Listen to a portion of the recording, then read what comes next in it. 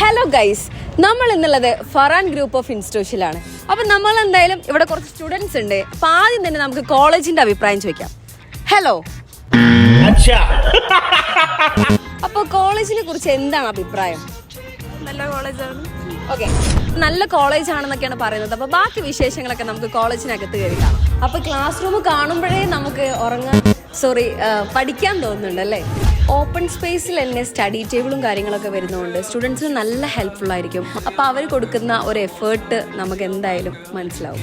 അപ്പോൾ നമ്മളിപ്പോൾ ഉള്ളത് ഹോസ്റ്റലാണ്. 24/7 security, CCTV, wifi, water, current എല്ലാം ഇവിടെ അവൈലബിൾ ആണ്. സോ നമുക്ക് എന്തായാലും കുട്ടികളുടെ അഭിപ്രായം ചോദിച്ചാലോ?